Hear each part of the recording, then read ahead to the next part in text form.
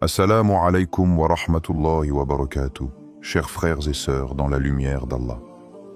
Bienvenue sur Rêve d'Islam, la chaîne où la conscience s'éveille à la vérité et où le cœur retrouve sa paix dans les paroles du Très-Haut. Avant de plonger dans cette exploration spirituelle, abonnez-vous et activez la cloche pour ne rien manquer de nos méditations inspirées par le Coran et la Sunna. Aujourd'hui, nous allons voyager à travers les signes de la fin des temps, tels que révélés par le Coran et les hadiths du prophète Mohammed, non pas pour craindre, mais pour réfléchir, se purifier et se rapprocher d'Allah. Il y a un silence qui précède toujours le chaos, un calme presque surnaturel qui enveloppe le monde comme un voile invisible. Ce calme n'est pas apaisant, il est trompeur. Il s'installe dans les cœurs, dans les rues désertes des villes où le bruit quotidien s'efface soudainement, dans les regards des hommes et des femmes absorbés par des routines qui semblent familières, mais qui cachent un déséquilibre intérieur.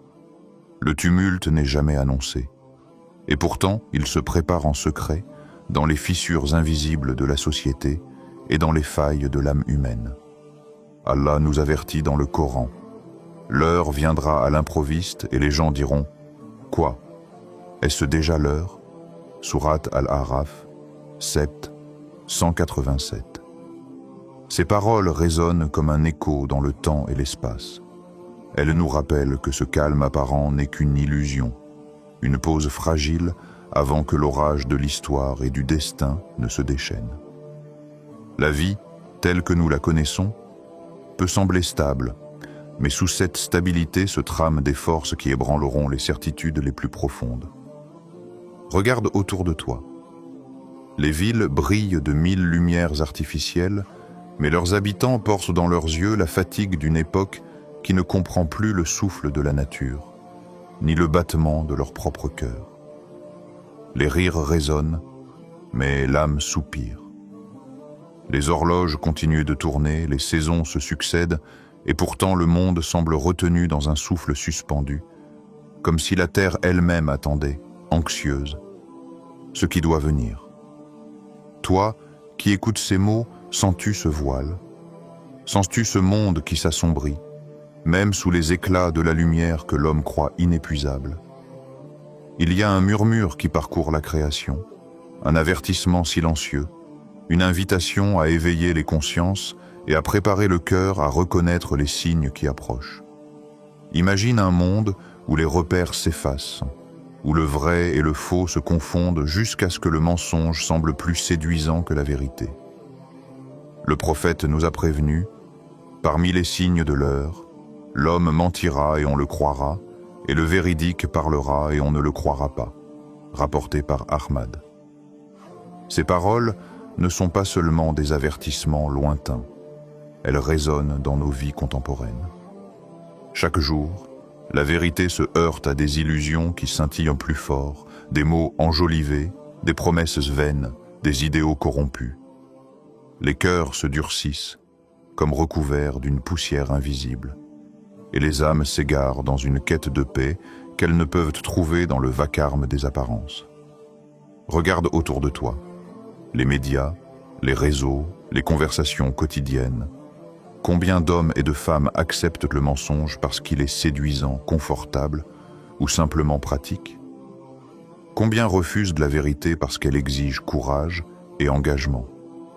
Et pourtant, dans ce monde où l'éthique semble disparaître, Allah ne laisse jamais ses serviteurs sincères seuls, ceux qui disent « Notre Seigneur est Allah » et qui restent fermes. Les anges descendent sur eux, ne craignez rien et ne soyez point affligés. Sourate Fussilat, 40 et 1:30. C'est un rappel que même lorsque l'obscurité semble dominer, une lumière persiste pour ceux qui tiennent à la vérité, pour ceux qui refusent de trahir leur foi et leur conscience. La question se pose alors à toi, spectateur. Lorsque tout autour de toi glorifie le mensonge, lorsque la vérité est rejetée ou ignorée, seras-tu capable de résister? Chaque choix, chaque parole sincère devient un acte de courage. Chaque cœur qui refuse l'illusion contribue à la résilience de l'humanité. Dans cette inversion des valeurs, le véritable pouvoir ne réside pas dans la manipulation ou la tromperie, mais dans la fermeté de la foi et la clarté de la conscience.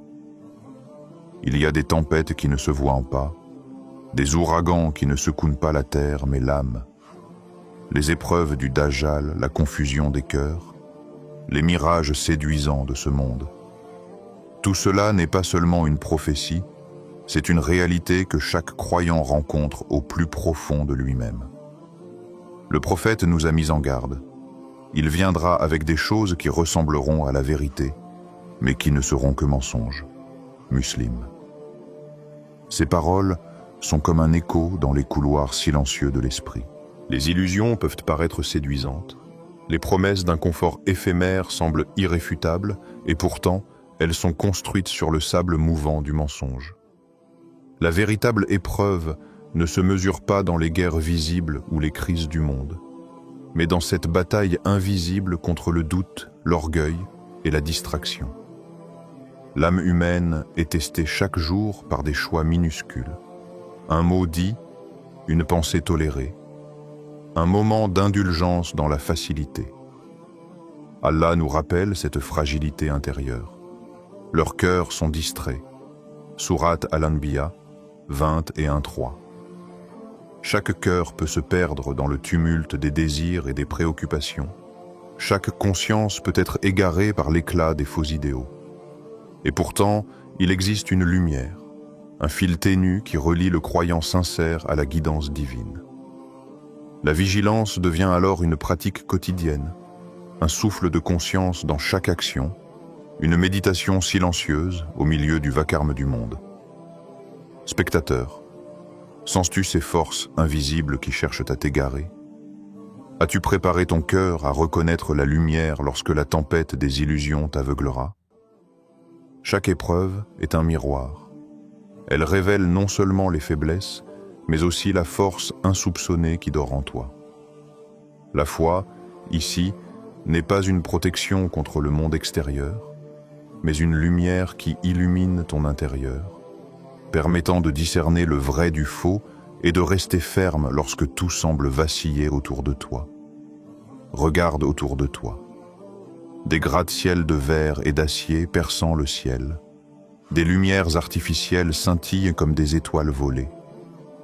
Les villes brillent et pourtant, une étrange obscurité enveloppe les âmes de leurs habitants. La gloire, les richesses, la célébrité, tout est devenu un culte. L'humanité semble avoir troqué ses cœurs contre des écrans, ses prières contre des notifications, ses moments de réflexion contre le tumulte incessant des apparences. Le prophète a annoncé ce phénomène bien avant que nos yeux ne le voient. L'heure n'arrivera pas avant que les gens rivalisent dans la construction d'édifices élevés. Al-Bukhari. Nous avons élevé des tours qui défient la gravité, mais avons-nous élevé nos âmes? Les constructions de pierre et de métal touchent le ciel, mais les cœurs restent accrochés à la poussière. La course à la grandeur extérieure devient une distraction, un écran qui masque la vérité intérieure. Allah nous rappelle la futilité de ce monde. La vie d'ici-bas n'est qu'un jeu et une distraction, tandis que la demeure de l'au-delà est bien meilleure pour ceux qui craignent Allah. Sourate Al-An'am 6:32. Chaque jour, nous construisons des palais pour nos égaux, mais nos esprits s'affaissent, nos cœurs s'épuisent, et nos âmes s'égarent dans l'illusion de grandeur. Les valeurs sont inversées. L'apparence prime sur la substance, la quantité sur la qualité, le bruit sur le silence. Que vaut un monde qui s'élève si ses cœurs s'effondrent? Que vaut une richesse qui ne nourrit pas la conscience? Dans ce monde inversé, le véritable édifice n'est pas fait de béton, mais de foi, de conscience et de lumière intérieure. Chaque regard posé sur le ciel peut être un rappel. Ce qui monte et brille n'est pas toujours ce qui élève l'âme. Il existe des signes qui dépassent les simples apparences de ce monde, des événements dont le souffle traverse le temps et l'espace, éveillant les cœurs endormis. Parmi ces signes, le retour attendu d'Al-Mahdi, la descente bénie de Issa, Jésus alayhi salam, et la confrontation ultime entre le vrai et le faux. Mais ces signes ne sont pas uniquement des prophéties à observer à distance. Ils sont des éclats spirituels, des lumières qui se reflètent dans l'âme de chaque croyant sincère. Imagine la Terre Sainte, non seulement comme un lieu géographique, mais comme le centre de la guidance et de la révélation. Elle appelle ceux dont les cœurs vibrent pour la vérité, ceux qui cherchent en la lumière dans un monde assombri par le mensonge et la corruption. Allah nous rappelle que le triomphe n'est pas dans la force brutale, mais dans la persévérance et la sincérité, et nous ferons triompher la vérité sur le mensonge, et elle le détruira. Sourate Al-Anbiya 21-18. Cette victoire n'est pas celle des armes ou de la domination terrestre. Elle est celle des âmes éclairées, de ceux qui restent fermes dans la foi même lorsque tout semble s'écrouler autour d'eux.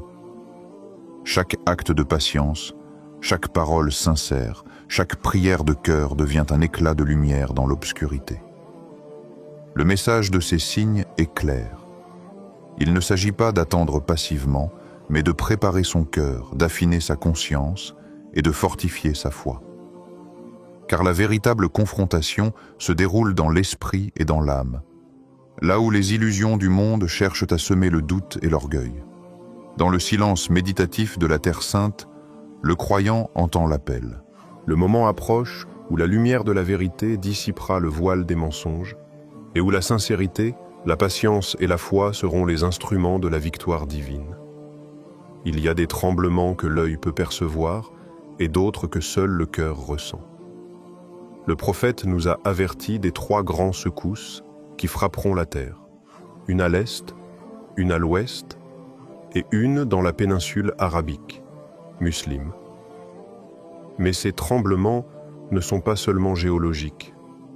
Ils sont comme des souffles puissants de la création, un langage silencieux que la terre utilise pour réveiller ceux dont les cœurs sont endormis. Imagine la terre frémissant sous tes pieds, des fissures apparaissant dans son sol, des villes entières tremblant. Et pourtant, plus qu'un bouleversement physique, c'est un appel intérieur. Un rappel que le monde extérieur n'est que le reflet du monde intérieur. Les secousses de la planète ne font que traduire les secousses de l'âme humaine, la peur, la confusion, l'avidité et le doute qui rongent silencieusement les consciences. Allah nous met en garde. Quand la terre sera secouée d'un tremblement et qu'elle fera sortir ses fardeaux, Sourate Az-Zalzala 99, 1-2. Chaque pierre, chaque fissure, chaque souffle de la terre peut devenir un miroir. Que portons-nous en nous-mêmes? Quelles vérités enfouies doivent être révélées? Et si ces tremblements de la planète ne faisaient que refléter le chaos que nous avons accumulé dans nos cœurs, dans nos sociétés, dans nos désirs insatiables? Ce symbolisme invite à la méditation. Observer le monde avec conscience, ressentir ses secousses comme un éveil, écouter la voix de la terre comme un avertissement, et préparer l'âme à se tenir ferme lorsque tout semble vaciller. Les 3 souffles ne sont pas seulement des événements lointains, ils sont la métaphore d'un réveil universel, un appel à la vigilance et à la purification intérieure. Imagine un ciel où les repères que tu croyais immuables se brisent. Le soleil, qui chaque matin t'offre sa lumière familière et chaque soir s'endort à l'horizon, change de course. Il se lèvera à l'ouest, un phénomène qui défie la nature et l'ordre que nous tenons pour acquis. Ce n'est pas seulement un événement céleste, c'est un avertissement divin, un rappel que même les lois apparentes de l'univers sont subordonnées à la volonté d'Allah. Le prophète nous a prévenus de ce signe majeur. Lorsque ce renversement se produira, le repentir ne sera plus accepté. Les portes de la miséricorde se fermeront pour ceux qui n'ont pas cru auparavant, pour ceux dont le cœur n'a pas été préparé à la vérité. Le jour où ton Seigneur se manifestera, aucune âme ne profitera de sa foi si elle n'a pas cru auparavant. Sourate Al-An'am, 658. Ce moment cosmique symbolise la fin d'une ère de second choix, de délai, de procrastination spirituelle. Chaque instant avant ce phénomène est une chance offerte par Allah pour revenir, pour purifier son cœur, pour tendre la main vers la guidance avant que le monde ne bascule dans un ordre que nous ne pouvons plus influencer. Le soleil lui-même devient un miroir de l'âme humaine. Lorsque la lumière naturelle se renverse, l'urgence du retour à Allah devient palpable. Il n'y aura plus de signe extérieur, plus de signal cosmique pour éveiller les cœurs endormis. La seule lumière qui subsistera sera celle qui brûle dans le cœur de ceux qui ont choisi la foi, la sincérité et la vigilance. Et toi, spectateur, sens-tu l'appel dans cette transformation céleste? Attends-tu un phénomène extraordinaire pour te tourner vers Allah? Ou choisis-tu de répondre aujourd'hui, avant que le ciel lui-même ne témoigne de la fin du temps pour ceux qui ont retardé leur retour? Imagine un silence absolu, plus lourd que l'ombre d'une nuit sans lune. Puis, soudain, un son retentit, un souffle immense qui traverse l'espace et le temps, un appel qui fait trembler non seulement la matière, mais l'essence même de la création.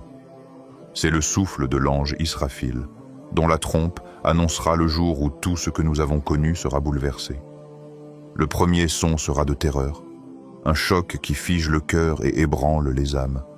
Et on soufflera dans la trompe, et voilà que ceux qui seront dans les cieux et sur la terre seront foudroyés, sauf ceux qu'Allah voudra. Sourate Az-Zumar, 39-68.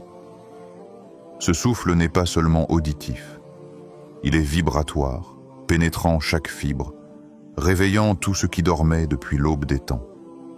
Les corps se figent, les consciences s'éveillent, et les vérités cachées émergent de l'ombre. Ce moment transcende le monde matériel. Il révèle les illusions, expose les cœurs sincères et sépare la lumière du voile de l'ombre. Puis viendra le second souffle, celui de la renaissance, celui où l'univers se réorganise dans la vérité. Chaque souffle devient un catalyseur, transformant la fin en commencement. Le dernier souffle du monde n'est pas une conclusion, mais un premier souffle vers l'éternité. Il ouvre la voie à une existence où la justice divine et la lumière de la foi prédominent, où ceux qui ont préservé leur cœur voient la vérité éclore pleinement. Entre ces deux souffles, il y a l'éveil ultime, un moment de clarté absolue où chaque âme prend conscience de sa place dans l'ordre divin. Le souffle d'Israfil est à la fois une fin et un commencement, une métaphore tangible de la transition ultime entre le monde transitoire et la réalité éternelle. Après la tempête, après la peur et le tumulte, un calme immuable s'installe. La miséricorde d'Allah enveloppe ceux qui ont maintenu leur foi, ceux qui ont choisi de tenir leur cœur dans la vérité malgré l'obscurité. Il y a une lumière qui ne vacille jamais, une clarté qui éclaire même les âmes les plus éprouvées. Le Coran nous décrit ce moment avec une intensité sublime. Ce jour-là, les visages seront rayonnants, regardant leur Seigneur. Sourate Al-Qiyamah, 75, 22 à 23.